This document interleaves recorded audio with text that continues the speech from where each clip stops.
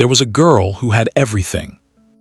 A mansion with 22 rooms, cars she never drove, a staff of 30 people whose only job was to make her life comfortable, a father who had built one of the biggest business empires in West Africa and who was going to give her all of it when the time came.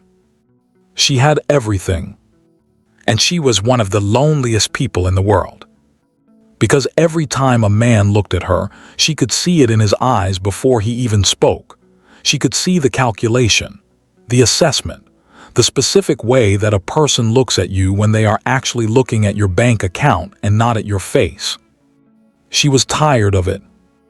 And the girl who cleaned her floors every morning, the servant who had grown up with nothing, who had worked in this mansion since she was 17, who scrubbed the marble and ironed the sheets and served the food, that girl was tired too.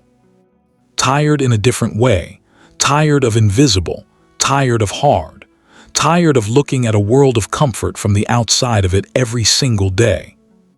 The two of them looked almost exactly alike. People had been whispering about it for years. One night on a balcony, one of them said, "What if we swapped?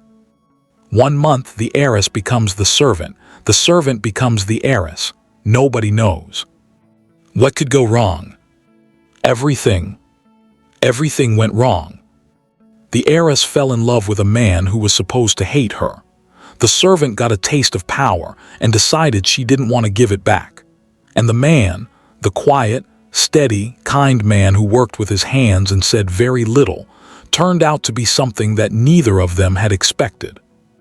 This story has a twist that comes in 2 parts, and the second part will make you go back and reconsider everything that happened before it.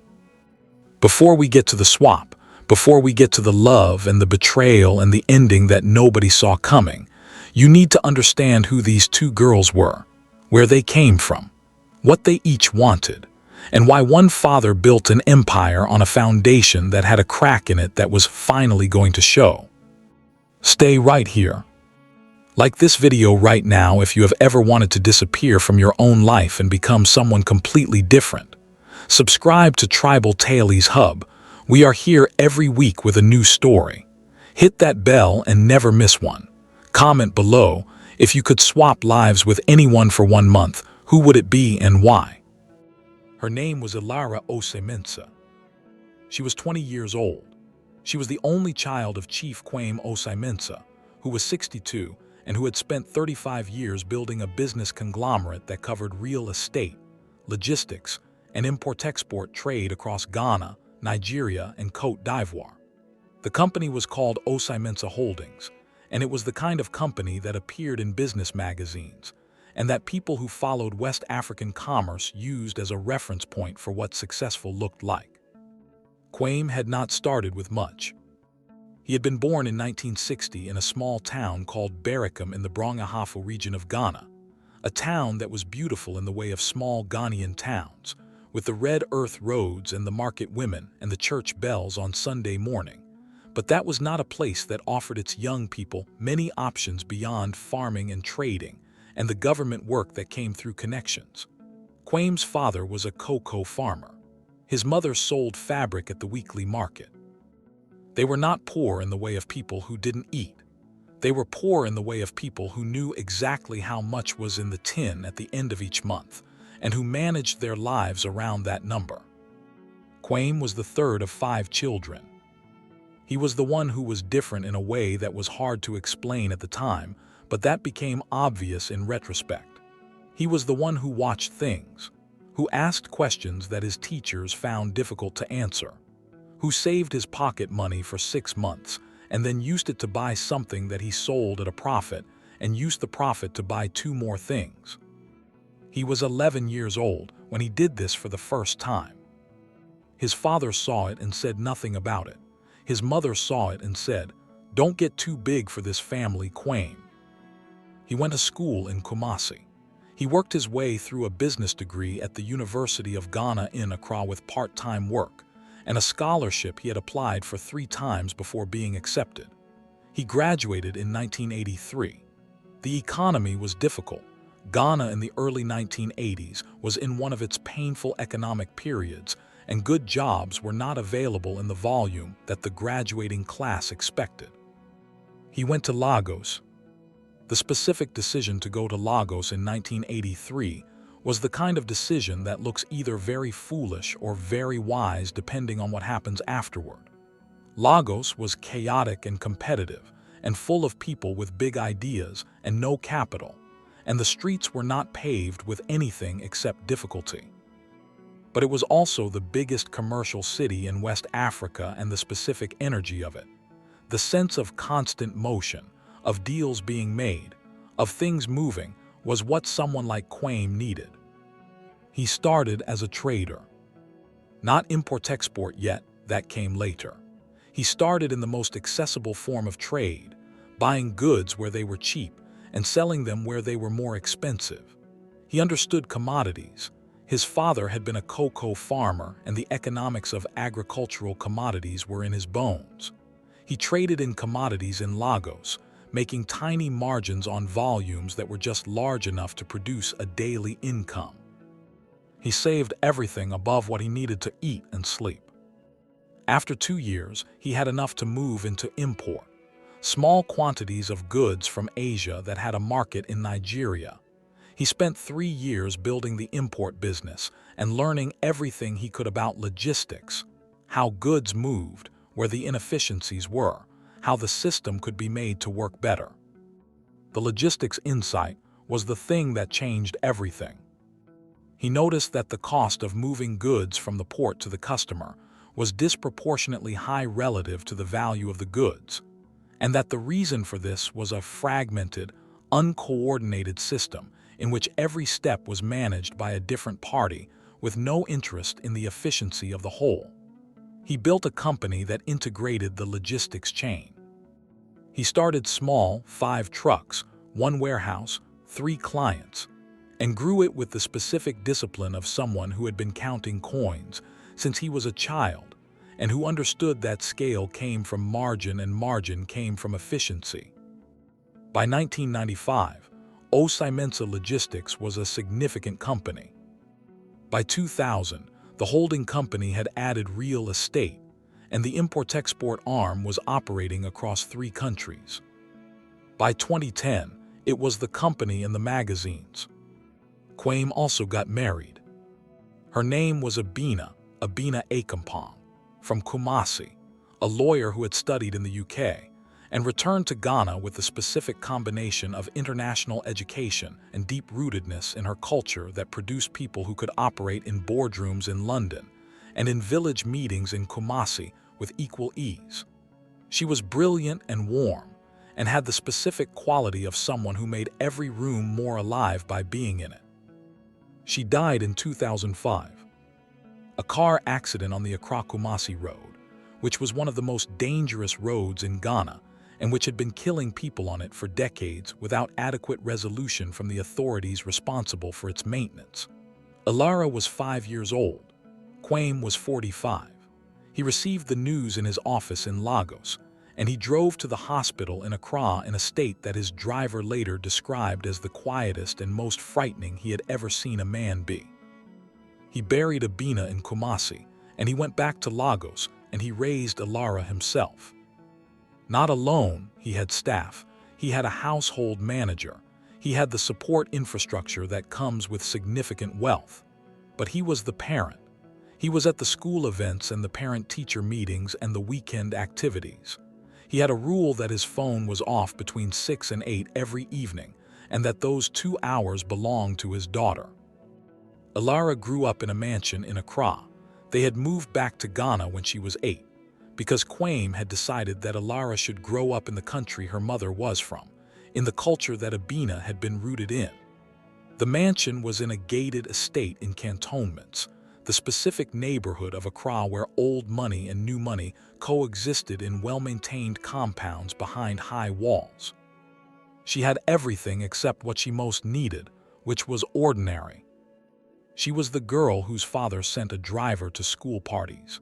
She was the girl whose birthday gifts were things that other children had never heard of. She was the girl who could have anything she asked for, almost literally anything, and who had discovered, somewhere around the age of 15, that this was a specific kind of problem. Because when you can have anything, people stop seeing you. They see the anything. They see the possibility. They see the access. They see the connection to wealth that proximity to you might provide. They see all of these things and they offer you friendship and attention and eventually love in exchange for them.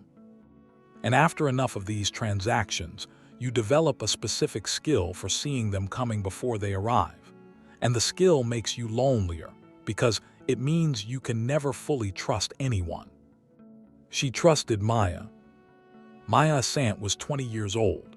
She had been working in the Osai household since she was 17, a connection arranged through a cousin who knew the household manager. She had come from Kumasi, from a neighborhood on the eastern edge of the city that was the opposite of cantonments in almost every measurable way. Small houses, shared yards, the specific community life of a place where everyone knew everyone and resources were pooled out of necessity. Her mother worked as a market trader. Her father had left when Maya was 9, not dramatically, not with a fight or a crisis, but with the specific quiet departure of someone who had decided that another life was more attractive than the one he had and who had arranged himself accordingly. He sent money occasionally, not consistently, not reliably, not in amounts that made a meaningful difference to the arithmetic of a household of 3, Maya, her mother, and her younger brother Kofi. Kofi. He was 15. He was in secondary school on a combination of school fees assistance from a church program and his mother's consistent sacrifice and Maya's monthly contribution from her wages at the mansion. He was the reason Maya was there. The wages she sent home were Kofi's education.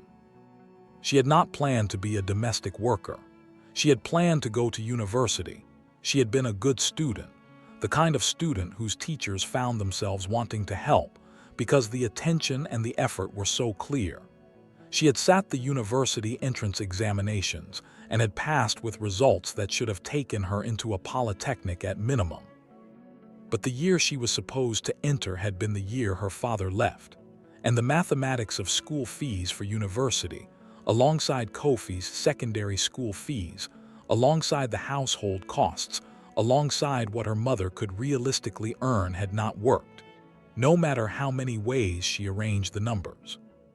She had gone to Accra instead. She and Alara had discovered their resemblance in the first week. Not gradually. On the first Monday, when Maya came to the upper floor to deliver laundry, and Alara came out of her bedroom at the same time, and they both stopped and looked at each other. "We look alike," Maya said. She said it plainly because she was a plain-speaking person. "Yes," Alara said, "I noticed." They looked at each other for another moment. "People will whisper about it," Alara said. "They already are," Maya said. And they both laughed. It was the beginning of a friendship that should not have existed under the structure of the household, the employer's daughter and the domestic worker. And that existed anyway because of the specific quality of two people who recognized each other across a gap and chose to close it. They talked, first briefly, then longer. Alara learned about Kofi and the university that hadn't happened, and the market in Kumasi and the father who left. Maya learned about Abina, and the car on the Accra-Kumasi road and the 2 hours of phone-off in the evening, and the specific loneliness of growing up in a house where everything was available except the ordinary. "The worst part," Alara said one evening, "is the men. Every man who comes near me, I can see what he actually wants. It's like a reflex. I look at them and I read it. And once I've read it, I can't unsee it." "What do they want?" Maya said. "The company," Alara said. "My father's company, not me. The connection, the access, the logo on the stationery." Maya looked at her. "That sounds like a specific type of terrible," she said. "It is," Alara said. "And you have never met anyone where you couldn't read it," Maya said. Alara thought. "Once," she said, "when I was 17, his name was Kwesi and he was from a completely ordinary family and he looked at me like he didn't know who my father was, for about 2 months." "What happened?" Maya said. He found out, Alara said, and then I could read it. Maya was quiet for a moment. I have a different problem, she said. Every person I meet, they look at me and they see a domestic worker, which is what I am, but it is not all I am, and I don't know how to get them to see the rest while they're still looking at the uniform. They sat with this for a moment. We look exactly the same, Alara said, slowly, working towards something. Yes, Maya said. If we switched, Alara said. Don't say it, Maya said. If we switched, Alara said, for a period of time, you would be me and I would be you, and we would each find out whether we could be loved for who we actually are. Maya looked at her. That is the most insane idea I have ever heard, Maya said. I know, Alara said. It would never work, Maya said. It would work if we prepared properly, Alara said. You'd need to know about the company, about the social circle, about how to handle the dinner parties and the events. And you'd need to know how to actually clean a house, Maya said. The real way, not the theoretical way. I can learn, Alara said. You have never cleaned anything in your life, Maya said. I was 5 when I stopped cleaning things because I didn't need to, Alara said. I used to make my own bed. That is not cleaning, Maya said. They looked at each other. 1 month, Alara said. We go back to ourselves after 1 month. Maya was quiet for a long time. She thought about Kofi, about the university that had not happened, about the market and the household and the arithmetic that never worked. What do I get out of this? She said. A month of not scrubbing floors, Alara said. A month of being in the room instead of outside it. That is not enough, Maya said. Alara looked at her. What do you want? She said. If I do this, Maya said, I want a real payment, something that changes things, not just the month. Name it, Alara said. Kofi's university fees, Maya said. 3 years, full fees. When we go back to ourselves, my brother goes to university. Alara looked at her. Done, she said. They shook hands. It was the most consequential handshake either of them would ever make. Stay with us, because the preparation for this swap is the part that changes everything. They had 2 weeks to prepare. Alara's method was practical. She sat Maya down with a notebook and they went through everything. The social circle first, the names, the relationships, the specific sensitivities that needed to be managed. The Asante family who were business partners and who were going to be at the charity dinner in the 2nd week of the swap. The Mensa cousins who visited occasionally and who needed to be handled carefully because they were watching for any sign that Alara was not managing the estate properly in her father's absence. Kwame himself was traveling, a 3-week business trip to London and Lagos that had been planned for months, and that was the reason both of them had considered this the right window. Then the company. Alara explained the basics of Osai Mensa Holdings, not the financial detail which Maya was not going to need to discuss, but the conversational surface. What the company did, how it was organized, the names of the senior leadership, the projects that were currently visible in the press, enough to hold a conversation without embarrassing herself. Then the house, where things were, what the routine was, what the staff expected from Alara, how she typically spent her days. Maya listened to all of it. She took notes in the notebook Alara gave her. She had the specific quality of a very good student. She organized what she was learning into categories, and she connected new information to things she already knew, and she asked precise questions about the things that didn't connect. The charity events, Maya said. How do I handle when people ask me about my views on things, political things, social things? Carefully, Alara said. My father has always said that wealthy people talk about everything but commit to nothing in public. You can have an opinion, but you never state it definitively. That sounds exhausting, Maya said. It is, Alara said. How do you live like that? Maya said. You stop noticing after a while, Alara said. Maya looked at her notebook. Okay, she said, my turn. Maya's method was different. She did not use a notebook. She took Alara to the cleaning supply room and she showed her everything physically. Every product, what it did, which surfaces it was for and which surfaces it would damage. She showed her the order of cleaning rooms: start high, work down because dust falls. She showed her the laundry system, which items went to which cycle, which items could not go in a machine, what needed to be hand-washed and why, how to press certain fabrics without damaging them. Alara watched and tried and failed and tried again. No, Maya said, the third time Alara attempted to mop the kitchen floor. You are pushing the water, not the dirt. You go in a figure eight like this. She demonstrated. Alara tried again. Better, Maya said. Not good, but better. How long did it take you to get good at this? Alara said. About 2 weeks, Maya said. But I was also working 12 hours a day. You have had 20 minutes. 2 weeks, Alara said. 2 weeks, Maya confirmed, and I cried twice. Alara looked at the mop. I believe that, she said. They spent the 2 weeks in intensive preparation. They traded wardrobes, Alara's clothes going to Maya's room, Maya's work uniforms going to the small staff quarters room that Alara would occupy. They briefed the household staff, a carefully chosen version of the story, specifically that Alara and Maya were conducting an unusual social experiment for a university project, and that the staff's cooperation and discretion were appreciated. Most of them were skeptical. None of them were unkind about it. They were professional and they adjusted.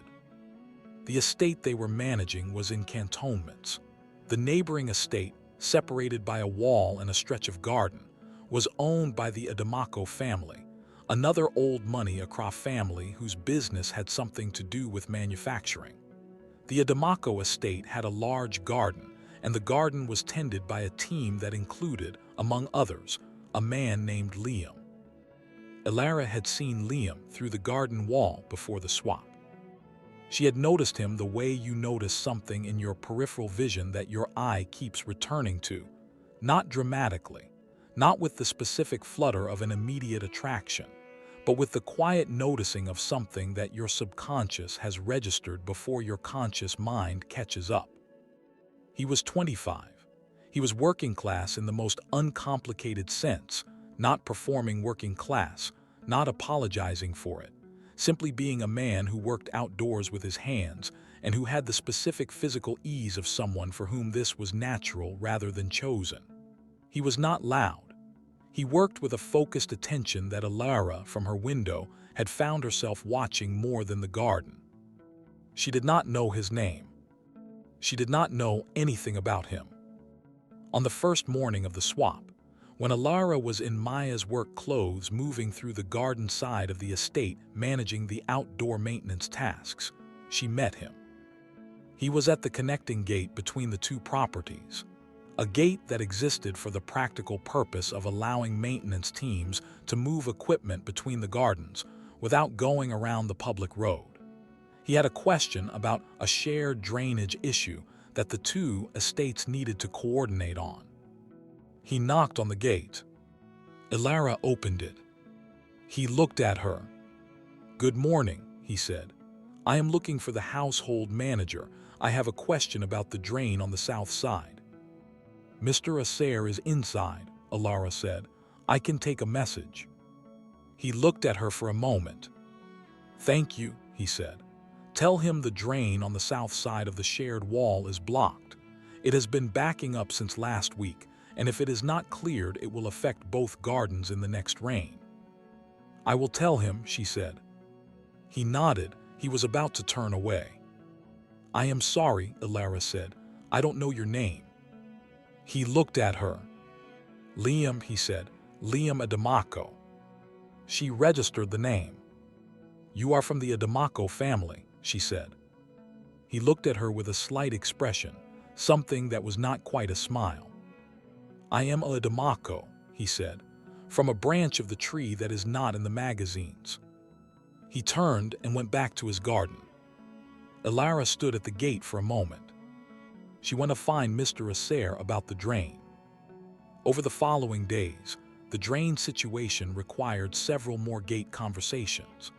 Then the garden layout of the shared wall area required a discussion about where new planting was going and whether it would affect the light on both sides.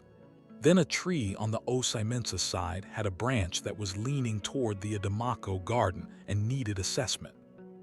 Each conversation was practical. Each lasted approximately 10 minutes. Each left Alara at the gate after Liam had walked away, standing a few seconds longer than the conversation required. He spoke to her the way you speak to a person. Not to a servant, not to a representative of the household, to a person. He asked her opinion on the tree branch, should it come down or could it be guided. He thanked her for following up on the drain. He said once, when she mentioned that she had found something in the garden she didn't recognize, that he could show her what it was if she had a few minutes. She had a few minutes. He showed her. It was a specific variety of a shrub that had been planted by the previous owners of the estate, old enough to be slightly wild, growing back through the formal garden planting in a way that was going to eventually need managing. He knew its name in English and in Twi. He knew its specific habits. "How do you know all of this?" she said. "My grandmother's garden," he said. "She grew everything. She knew every plant by 3 names, English, Twi, and the specific local name that only people from her village used. She said a plant had more dignity if you knew all its names." Alara looked at him. "Your grandmother sounds like someone remarkable," she said. "She was," he said. "She died 2 years ago. I still think about what she would say about whatever I am doing when I am not certain what to do." "What does she usually say?" Alara said. He considered. "She usually says, 'Slow down and look properly. Whatever you are looking at will tell you what it needs if you look long enough.'" Alara looked at the shrub. "That sounds like useful advice," she said. "It is," he said. "It works on gardens. It works on most other things too." He went back to his work. Alara stood in the garden for a moment. She was thinking, "This man does not know who I am." She was thinking, "He is talking to me because I am a person in a garden and he is a person in a garden, and that is the whole basis." She was thinking, "I have been in this identity for 4 days, and this is the most honest conversation I have had with a man in years." She went back inside. She did her afternoon work, cleaning the upper floor, which was her assigned task, with the focused attention of someone who was thinking about something while doing something else. In the mansion, Maya was having a significantly different experience. The swap is in full effect, and Maya is making decisions that nobody expected. Maya had expected the swap to feel like play acting. She had expected to move through the rooms of the mansion in Alara's clothes and feel the specific awareness of a costume, the consciousness of performing something that was not real. She had expected to feel at every moment the distance between what she appeared to be and what she was. Instead, after the 3rd day, she stopped feeling that distance. This was not a dramatic shift. It happened gradually and then completely, the way water fills a container. One morning she came down to breakfast, and the cook, Mrs. Addo, who had worked in the household for 15 years, had prepared exactly what Alara usually had, and Maya sat down and ate it and thought about the day ahead, and did not think for the entire morning about the fact that she was not Alara. The clothes had something to do with it. The clothes were not costumes in the way she had expected them to be. They were not uncomfortable or alien. They fit. They were well made in the way that clothes made for specific bodies fit the bodies they were made for. She looked in the mirror in Alara's bedroom, and the mirror showed her someone she did not entirely recognize, and the not recognizing was not unpleasant.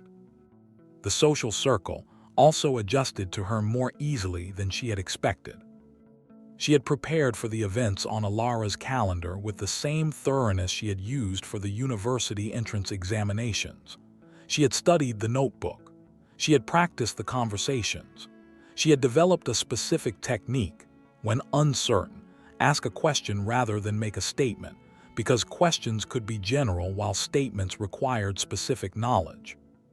The charity dinner in the second week was the first real test.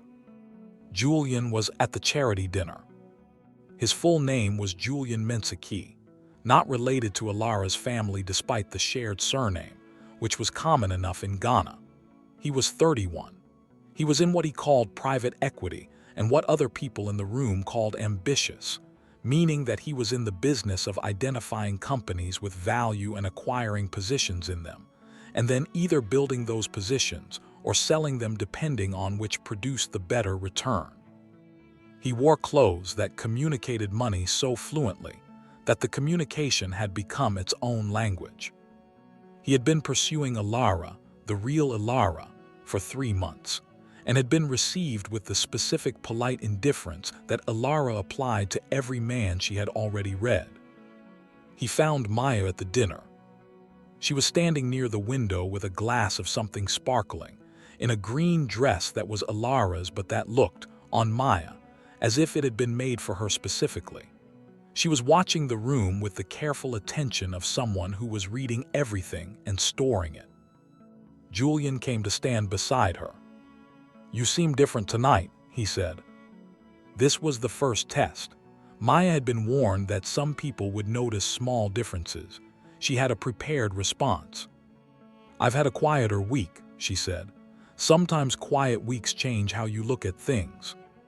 He looked at her. "What do you look at differently?" he said. She thought. "People," she said. "When you slow down, you can see the room more clearly, who is performing and who is not." He looked at her with genuine interest for the first time. She could see it shift. "And what do you see in the room?" he said. "A lot of performance," she said, "and a few people who are not performing. They are usually the ones not trying to be seen." He was quiet for a moment. "You are not usually this," he started. "Direct," she said. "Interesting," he said. She looked at him. She had read Julian in the first 5 minutes of the evening. His interest in the wealth was clear, but she also noticed something that the real Alara, with her defensive reading skill, might have missed. Julian was also genuinely uncertain. Behind the money language and the pursuit, there was a person who was not entirely sure what he wanted, which was different from knowing what you wanted and wanting the wrong thing. She filed this. The dinner went well. She handled the Asante family with the briefing she had received. She managed the cousins who came to check on her with a warmth that disarmed their scrutiny. She went home in the car feeling something she had not entirely expected to feel. She felt good at this. She lay in Alara's bed that night and looked at the ceiling. She thought, "I am good at this." She thought, "I have been good at things my whole life, and nobody has ever given me the room to demonstrate it." She thought, "In this room in this house, with this name attached to me, I have room." The thought was dangerous. She did not recognize it as dangerous immediately. Over the following weeks, the thought grew. She began making small decisions that were not hers to make. She told the cook to change the weekly menu, not because there was anything wrong with the menu, but because she preferred different things. The cook complied, as the cook would comply with Alara. Maya felt the compliance and felt what the compliance meant: authority, real authority that came with the name. She attended another event, and this time she was not preparing answers to questions. She was forming opinions, genuine opinions, based on what she was seeing and learning. And the opinions were good. She had a quick and analytical mind that had been underused for 3 years of domestic work, and that was now engaged with material that suited it. Julian came back. He came back because the version of Alara he had found at the charity dinner was more interesting to him than the version he had been pursuing for 3 months. He did not know the reason for the difference. He thought she had changed. He was right, in a way. She had changed. She was just not the she he thought she was. He asked her to dinner. She accepted. They had dinner at a restaurant in Asu, a proper restaurant. the kind where the service was unhurried and the food was genuinely good, and the conversation was expected to be as much a part of the evening as the food. Julian was not performing that evening in the way she had read him at the charity dinner. He was, or appeared to be, genuinely talking about his work, which he was passionate about in a way that was not purely financial. About his family, which was from Tamale and which he was clearly proud of in the way of someone who had moved far from home and kept the home close inside. She told him things about herself that were true, not things about Alara, but things about Maya, her views, her observations, her understanding of things. He received all of it with genuine interest. At the end of the dinner, he said, "I feel like I'm talking to a different person than I have been." "Maybe you are," she said. "Who are you?" he said. It was a genuine question, light but real. She looked at him. "Someone you have not properly looked at before," she said. He looked at her across the table. "I think that is true," he said. She went home in the car and she thought about the month. The month was 3 weeks in, 1 week left. She thought, the month is ending. She thought, I do not want it to end. The dangerous thought had become a plan. What she does next is the part that changes everything. Stay here. Bell subscribed to Tribal Tales Hub. The next section is where the story breaks open and nothing is what it seemed. Alara found out about the plan on the 28th day. She found out because of something small, something that should have been irrelevant, but that landed with the specific weight of confirmation for something she had been feeling for the past week, without knowing what she was feeling. She was in the garden, finishing the afternoon maintenance tasks, when she overheard Maya on the phone through the garden-level window. The window was slightly open because of the afternoon heat and Maya's voice carried. "I am telling you," Maya said. "I can make this work beyond the month. Julian doesn't know. The staff doesn't know. If Alara comes back and tries to say anything." She didn't hear the rest because she stepped back from the window. She stood in the garden for a long moment. She thought very carefully about what she had just heard and what it meant. Then she went back inside. She went to the staff quarters room where she had been living for 28 days, and she sat on the edge of the bed. The room was small. She had grown accustomed to its smallness, had come to find something almost peaceful in the reduction of space, in the way that you could see everything at once without moving your head. She had been thinking about Liam. She had been thinking about him for the past 2 weeks in the specific way of someone who has met a person and keeps meeting them, and finds that each meeting adds something rather than revealing something disappointing. He had shown her the shrub with the 3 names. He had shown her how the drainage system worked on the shared wall side. He had shown her, one afternoon when the rain had come early and they were both caught near the gate without adequate cover, the specific way that the Adamako garden handled rainwater, channels that directed it toward the garden beds rather than letting it run off.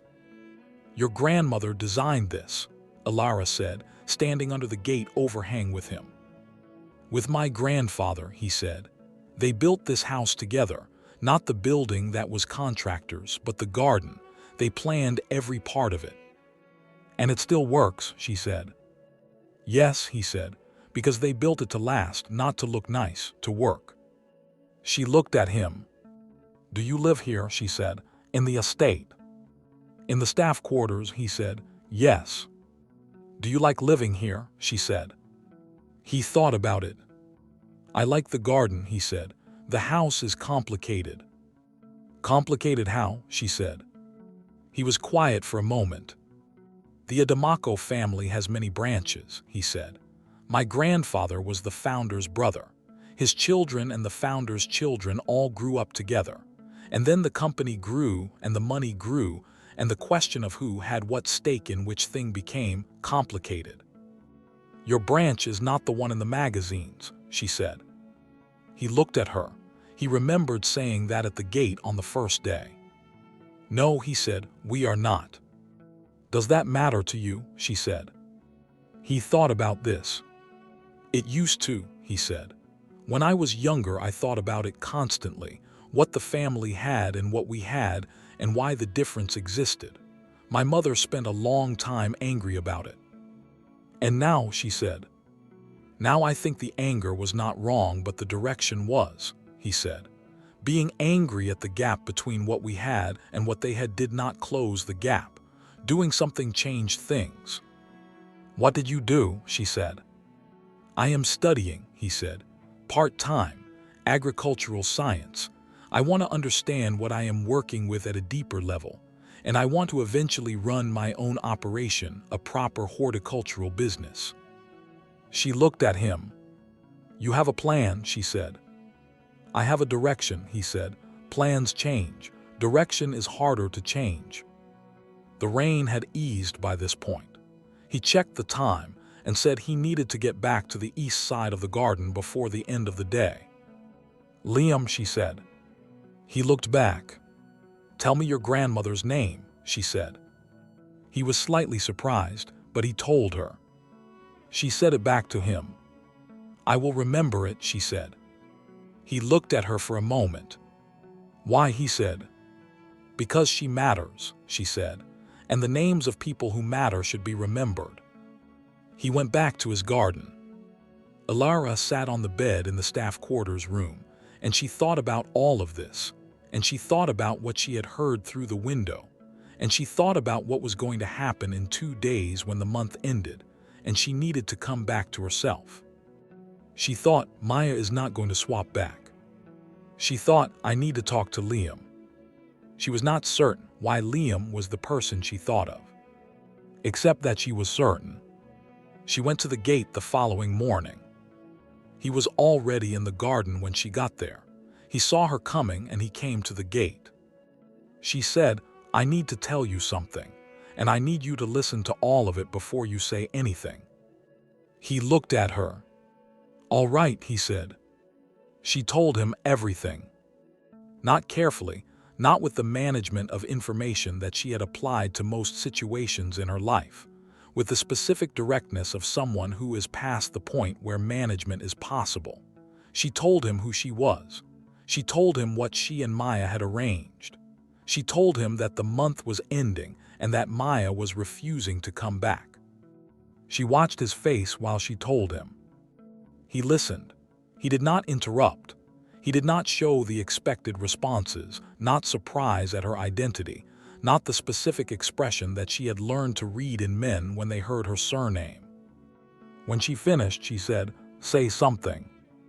He looked at her. I know who you are, he said.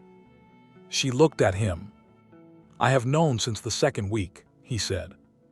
How, she said. He was quiet for a moment. Maya is my sister, he said. The garden was very quiet. She is not from Kumasi, he said. She is from Accra. Her mother, my mother, lives in Nungua. When she came to work in this house 3 years ago, she was following a plan we made together. Not the swap was her idea and Alara's idea, and Maya told me about it before it happened.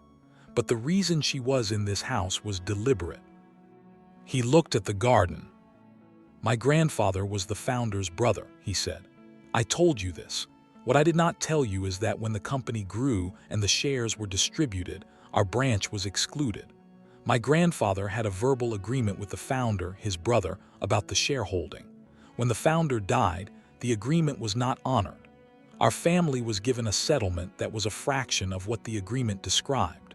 My mother spent 20 years arguing this and getting nowhere. He looked at her. Maya came to this house to find the original documentation, he said. My grandfather kept records. We believe copies of those records are somewhere in the Osimensa estate. Your father acquired assets from the estate liquidation when our family lost the legal case, including boxes of documents that were never returned. Alara was very still. And me, she said. He looked at her. You were not part of the plan, he said. Maya's job was to be here long enough to find the documentation. The swap was something that happened because you and Maya became friends, and she agreed to it genuinely. She told me about you before you agreed to the swap. She told me you were different from what she expected. And you came to the garden, she said. I came to the garden, he said, because I wanted to see for myself whether what Maya said about you was true. And she said. He looked at her. You asked me my grandmother's name, he said, because you said the names of people who matter should be remembered. She said nothing. You are not what I expected, he said. What did you expect, she said. Someone who looked through me, he said. Everyone in this neighborhood looks through the people who work here. We are the furniture, not the people. I spent 3 years looking through people, she said, and then 4 weeks as one of them, and now I don't know what I am. He was quiet. What do you want, he said, not from this situation, from your life. She thought about this for a long time. I want to be seen, she said. I want to be seen for what I actually am. I want to be in a room because of who I am and not what I have. I want to know that the people around me are there because they chose to be and not because of what comes with me. He looked at her. I see you, he said. I have seen you since the day you said the drainage issue was less interesting than the way the garden has arranged itself around it. I see you. She looked at him. What are we going to do about Maya, she said. Together, he said. Together, she said. The ending is coming, and the last twist is the one that reframes everything. They went to the mansion together. Not confrontationally, Alara had thought about this carefully during the night. She had lain in the staff quarters room, and she had thought about every possible way this could go, and she had landed on the one that felt right, which was not the one that felt satisfying. The satisfying version was the dramatic one: walk into the mansion, make the declaration, prove to everyone who was who, watch Maya's position collapse. The right version was different. She went back in her own clothes, the clothes that had been in the staff quarters room, which were Maya's original clothes. She went with Liam beside her, which was a statement in itself, and she asked to speak to Maya privately before anyone else was involved. Maya opened the sitting room door and saw them. She saw Alara. She saw Liam. She understood. She did not run or argue.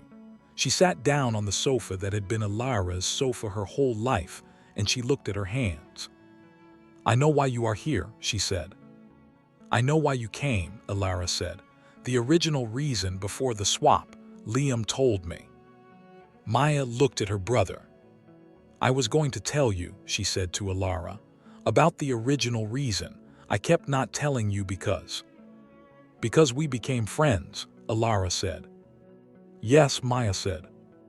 And the swap changed things for you, Alara said. Yes, Maya said. I did not expect to feel like this. Like this is where I was supposed to be. Like my whole life I was in the wrong place and suddenly I was in the right one. Alara looked at her. I understand that, she said, completely. Maya looked up. You understand, she said. I have felt the wrong place my whole life, Alara said. Too visible in it, too much seen for the wrong things.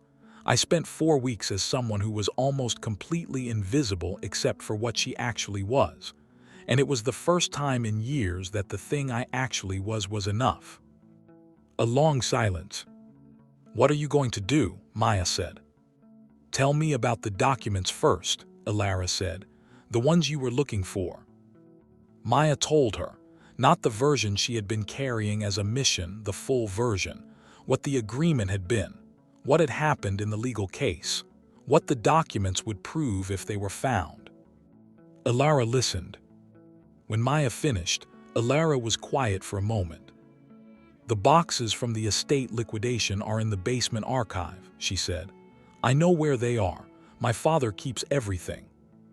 Maya looked at her. You know where they are, she said. I have never looked in them, Alara said, but I know they are there. She stood up. She went to the basement. She came back 20 minutes later with a box of papers. She put it on the coffee table between them. She looked at Liam. "Look through this," she said. He went through the papers with the careful thoroughness of someone who had been waiting for this for a long time. He found it in the third folder, an original copy of the agreement, signed by both brothers, witnessed and dated. He held the paper. He looked at it for a long time. Then he looked at Alara. "What do you want to do with this?" he said. She looked at the paper. "That is yours," she said. "It was always yours. My father should have known this was in those boxes. He will know now and the matter will be addressed properly. I will make sure of it." Liam put the paper down. He looked at Alara for a moment. She looked back at him. Maya was watching both of them. "Alara," Maya said. She looked at Maya. "I'm sorry," Maya said, "for the plan of not going back for all of it." "I know," Alara said. "I was afraid," Maya said, "that when the month ended I would go back to the uniform and that everything I had felt and understood and become during the month would disappear, that the room would close again." "The room doesn't have to close," Alara said. Maya looked at her. "There is a position opening at the company," Alara said. "An executive assistant role in the communications department. My father is filling it in the next month. The salary is significant. It is the kind of role that people who are good at reading rooms and managing situations and understanding what different kinds of people need, it is that kind of role." She looked at Maya. "You are extraordinarily good at reading rooms," she said. "You were managing that social circle inside 2 weeks. Julian was paying more attention to you than he has to any version of Alara in 3 months of pursuit." Maya was quiet. "Kofi's university fees," Alara said. "That is still done. That was the agreement and agreement stand." "You don't have to," Maya started. "I gave my word," Alara said. "That is not negotiable." Maya looked at her brother. He was looking at Alara. She turned back to both of them. "I am going to need to speak to my father when he comes back," she said. "About the documents, about the legal situation, about a lot of things." "And the swap," Liam said. "The swap will need to be explained," she said. "To the staff, to the circle, eventually to Julian. I will explain it. It was my idea as much as Maya's." She looked at the paper on the table. "And I would like," she said, "to have a conversation with you." She was looking at Liam. "A real conversation, not through a gate, not about drainage." He looked at her. "I know who you are now," he said. "All of it, the name and the company and everything." "Yes," she said. "Does that change anything for you?" he said, "knowing that I knew?" She thought about this. "No," she said. "You knew and you still told me your grandmother's name. You knew and you still talked to me about direction versus plans. You knew and you still said you saw me." She paused. "Knowing did not change how you talked to me, so it doesn't change how I hear you." He was quiet for a moment. "Sunday," he said. "There is a horticultural exhibition at the Botanical Garden. I was planning to go. It is not a glamorous event." "I would like to see it," she said. "It starts at 10, he said. "I will be ready at 9:30, she said. 3 days later, when Kwame Osimensa returned from London, his daughter was waiting for him in the study. He came in and saw her face and said, "What happened?" She told him all of it. He listened with the patience of a man who had spent 35 years receiving complicated information, and who had learned that his first response was rarely his best one. When she finished, he was quiet for a long time. "The documents," he said. "In the basement," she said. "I found them. The agreement is real." He looked at his hands. "I acquired those boxes 12 years ago," he said. "I did not know what was in them. I never went through them." "I believe you," she said. He looked at her. "Do you?" he said. "Yes," she said, "because if you had known, you would have addressed it. You are not a man who lets obligations go unmounted." He was quiet again. "I will need to speak to the lawyers," he said. "Yes," she said. "And the Adamaco branch of the family," he said. "Yes," she said. "And your servant friend who spent a month as you," he said. "She has a position in the company now," Alara said, "if you agree." He looked at her. "She was managing your social circle inside 2 weeks," he said. "Better than I do," Alara said. He was quiet for a moment. "She has the job," he said. "Tell HR." He looked at his daughter. "And the young man," he said, "from the Adamaco garden." "Liam," she said. "Liam," he repeated. "I would like to meet him." "Sunday," she said. "He is taking me to a horticultural exhibition." Quaim looked at his daughter. "A horticultural exhibition," he said. "He is studying agricultural science part-time," she said. "He wants to start a horticultural business." Her father looked at her. "He is taking you to learn about plants," he said. "Yes," she said. "Not to a restaurant," he said. "Not to a party." "No," she said. He was quiet for a long moment. "Bring him for dinner," he said. "Not Sunday next week. I would like to have a conversation." He picked up his briefcase. He started toward the door. He stopped. "Alara," he said. She looked at him. "Your mother would have done the same thing," he said. "The swap, the disappearing, the finding out what was real." She looked at him. "She would have done it, and then she would have told me about it and dared me to be angry at her," he said. He almost smiled. "I am not angry," he said. He left the study. On Sunday morning, Alara went to the botanical garden. Not in the car. She walked. It was 20 minutes and the morning was cool and the walk felt like the right beginning for the day. Liam was at the entrance. He was in his own clothes. Not the work clothes, but ordinary clothes. Comfortable and well chosen in the way of someone who does not spend much money on clothes, but who understands what he likes and buys it with the same care he applies to everything. He had 2 cups of coffee from a vendor near the entrance. He held one out to her. She took it. "Thank you," she said. They went in. The exhibition was in the outdoor section of the garden. Tables and displays from horticultural specialists and researchers, plants at every stage of development, people who had clearly been looking forward to this for a long time. It was not glamorous. It was specific and alive and full of people who were passionate about what they were there for. Liam moved through it with the ease of someone in his element. He stopped at a display on drought-resistant varieties. He read the information and asked the specialist presenting it 3 questions that the specialist answered with the enthusiasm of someone who rarely got interesting questions. Alara listened to the exchange. She thought, he sounds like Maya asking me questions about the social circle. Precise, organized, interested in the connections. She thought, where did these 2 come from, these 2 people, with these 2 specific minds? She thought, and how did I find them both in the same month? They stopped at a bench near the center of the garden. They had coffee that was still warm enough. "Tell me something," she said. "What?" he said. "Something true," she said. "Something you have not said to anyone who is associated with your family's situation. Something that is just yours." He looked at the garden around them. "I used to want the house," he said. "The estate, the position. When I was younger, I used to think about what it would be like if the legal case had gone differently and we had what we were supposed to have. I built a whole version of my life in my head where we had the mansion and the company stake. And now," she said, "now I want the business I am going to build," he said. "Not what was taken, what I am building. It will be smaller.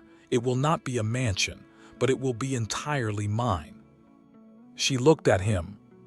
"That is a better plan," she said. "It is a better direction," he said. She smiled.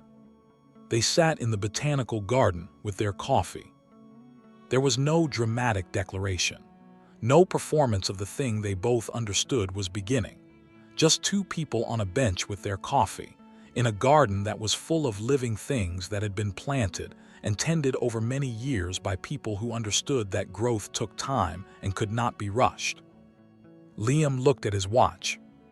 "There is a display on water management in the east section," he said. "For the kind of operation I am planning, this is relevant." "Show me," she said. They went to the east section. She watched him talk to the specialist there. She watched his hands when he was engaged with something. They were still, the way his grandmother had probably been still when she was tending the garden. Focused, present. She thought about everything her father had built and everything that had come with it and everything that had been lost in the building. She thought about Abina on the Akrakumasi road. She thought about the swap and the uniform and the 4 weeks of being seen for what she was rather than what she had. She thought, "I do not know what comes next." She thought, that is the first time in a very long time that not knowing what comes next feels like possibility rather than uncertainty. They left the exhibition at 1 in the afternoon. At the gate, she said, "My father wants to have dinner next week." Liam looked at her. "With me," he said. "Yes," she said. He was quiet. "Is this about the legal matter?" he said. "It is about both things," she said. "He is a man who separates what needs to be separated. He will have the conversation about the documents with his lawyers. The dinner is separate." "What is the dinner about?" he said. "He wants to meet you," she said, "because I am going to keep seeing you and he wants to know who you are." Liam looked at her. "I am from the wrong branch," he said.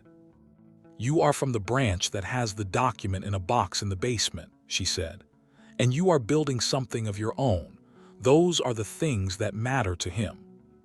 "How do you know?" he said. "Because he is his father's son," she said. "His father was a cocoa farmer. He spent 35 years building from that. He does not respect the wrong branch and the right branch. He respects the building." Liam was quiet. "Thursday," he said, "if that works." "Thursday," she said, 7 o'clock. She walked home. She walked past the gate she had been using for 4 weeks.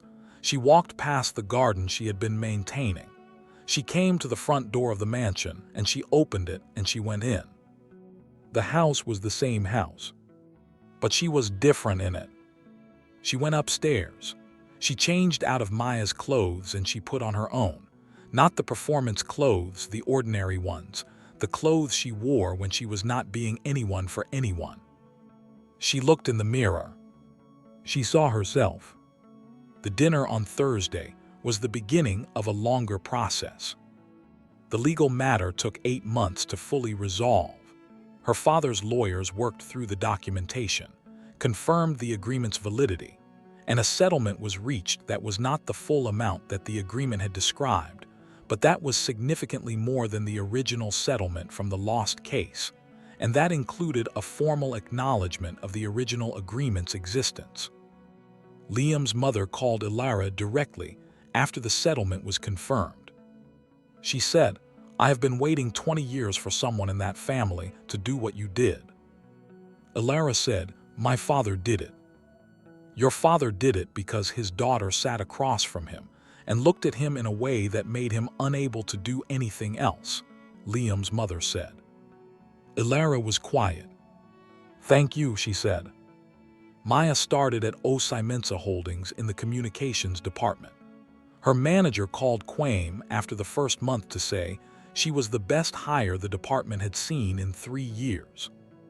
Julian, who was eventually told the full story of the swap, in a long conversation with Maya that was honest and uncomfortable and necessary, ended his pursuit of the Ilara identity and found himself genuinely interested in Maya herself, which took time to be clear, and which Maya handled with the specific careful assessment of someone who was not going to repeat the mistake of not looking clearly.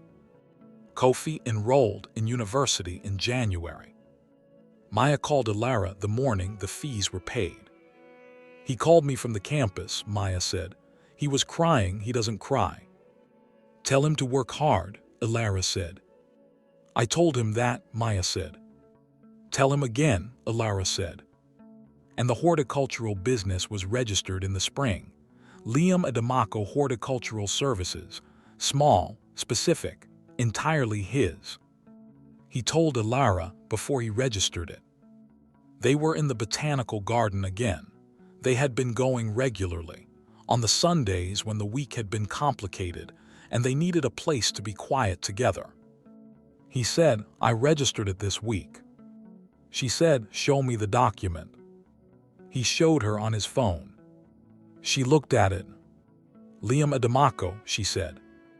Liam Adamaco, he confirmed. She looked at him. Your grandmother would say slow down and look properly, she said. Yes, he said. And she said. And I looked, he said, and this is what I saw. He looked at her the way he had always looked at her, not through, not at what came with her, at her. I see you, he said. She looked at him. I know, she said. There is something that Alara said much later, when someone asked her what the swap had taught her. She said, the only way to find out if something is real is to remove what is not real and see what is left. She had removed the name, the clothes, the car, the driver, the house and the staff and the account that never ran out.